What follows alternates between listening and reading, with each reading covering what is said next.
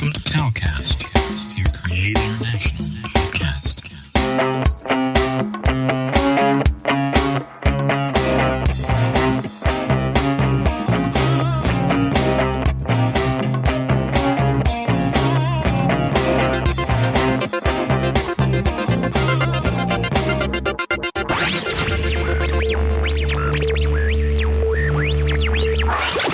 God Network News,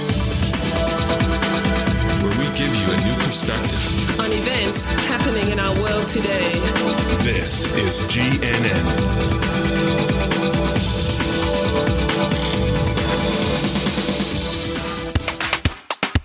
This is God Network News, episode 118. Welcome, GNN fans, to another episode of God Network News, the podcast that tells you what God's doing around the world.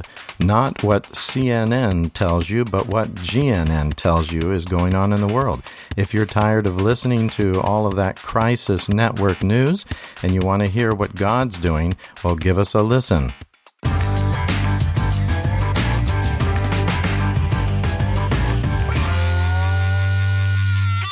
Carol and I were recently at a conference, which was a special international gathering of people from an organization that focuses specifically on sharing the gospel with Muslims around the world. And we met this wonderful brother who we'll call Jack. And Jack told us some amazing stories of his work in Indonesia. Indonesia has 300 plus different languages, 1,000 different islands in that archipelago. There's people just scattered everywhere.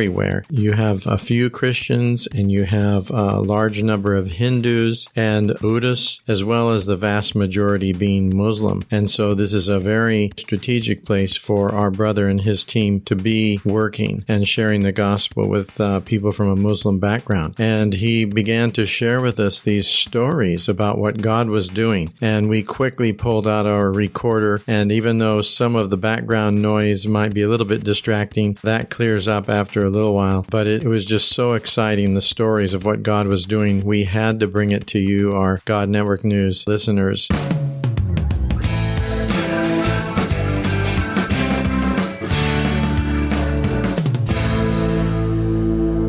Would you please help me?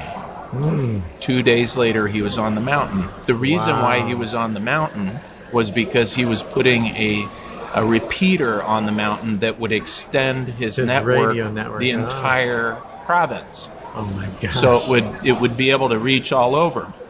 He said, but when I was coming down from putting the repeater up on, there's an antenna up there for telecommunications, and because he's a military man, he has access to that, and he was hanging their own private networks repeater up on that.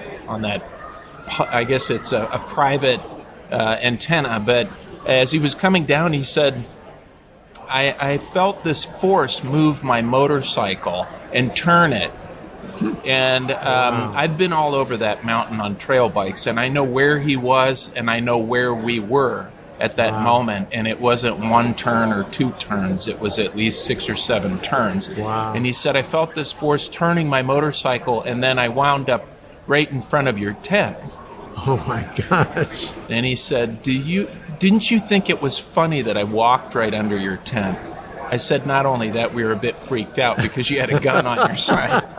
That's right. He said, but the reason why I did, he says, I don't even like foreigners. But he said the reason why I walked under your tent was because I had seen this scene in my mind at some point prior to meeting you. Wow. And so he walked under the tent, and of course he came to faith in the Lord.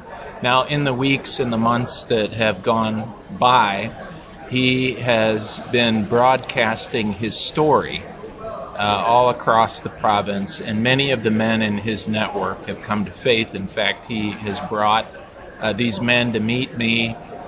We've shared briefly. We've prayed with many men in his network and some women as well in that radio network to receive Isa Al-Masih. Wow, that's incredible. Yeah. So, that's but fantastic. There's another part of the story when I I was invited to a function for the radio network. It was like their birthday party. Oh, great. So there, a couple of hundred guys gathered in the parking lot of a soccer stadium. And so I got invited, and my MBB friend couldn't go with me. So I started getting closer and closer to where the stage was, and I saw all these uniformed police officers. And this was several months after this had happened, and we had already seen several men come into the kingdom. And I thought to myself, maybe I'm getting set up here. Maybe I'm walking into getting arrested or something like that. Yeah. But I just hesitated for a second and said, well, if it's my time, it's my time. So I walked right up. And nobody seemed to be awfully concerned that we're wearing police uniforms. And so what I found out were the police were actually the friends. They also use handheld radios. And so many of the members of the group and others were there, but they wore their uniforms. So it was a party celebrating the radio network, but many of them are wearing police uniforms. And so I was ushered in to the seat of honor, which is right in the front in the country where I live. Usually the people in the seats of honor, they have nice drinks and nice food, and everybody sitting behind you has nothing. And so I sat down, and it was amazing.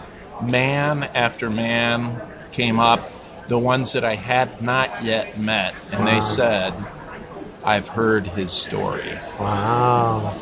So this man, who's a very high-ranking officer in the Air Force, has been sharing his faith through that radio network. That's fantastic. Without fear and with joy. That's amazing. You know, are these radios that they're using the little red ones, the little portable red or black? Sometimes they come in black. Yeah. Yeah. Mm-hmm. They're a shortwave radio. It's interesting because one of my hobbies is shortwave listening. And you can get signals from quite far away when the atmosphere is right. You know, you get skip, what they call skip. Yeah. The signal skips off the ionosphere and stuff. I'm always hearing, folks from countries around where you're talking about, and listening to them. So who knows? Maybe it's some of the guys I've listened to before. I don't know.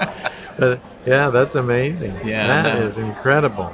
After having walked in his faith for months, there's a specific term in the Indonesian language for when a mom chases a kid around and tries to get a spoonful of food in the kid's mouth. Yeah. You know, like that. It's like and there's one word for it. I won't say it. Yeah. But he said, that's how I feel.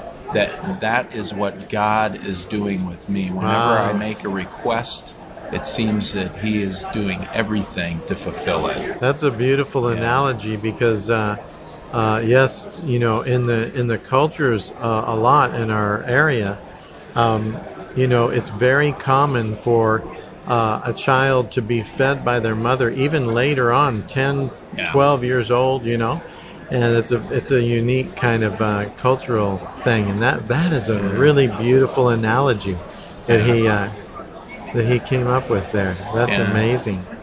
And he has stories of being blessed when he should have been punished for several things. So, and not should have been punished, but should have been disciplined by the military. But he's been able to function normally and even been blessed by people within the military. So that's an incredible story, Jack. And we're so happy you came and shared that with our listeners. And we'll just be praying for that brother. And you don't have to tell us his name, but we'll be praying for him. I'm sure our listeners will be. That he'll be protected and he'll have many opportunities to share his faith with lots of different. That's incredible. He's, I think we're going to see in the future. You're going to see some real multiplication through that brother and his testimony. Mm-hmm. That is incredible. Mm-hmm. Thank you very much. You're welcome. Bless you. It's been a pleasure to be here with you.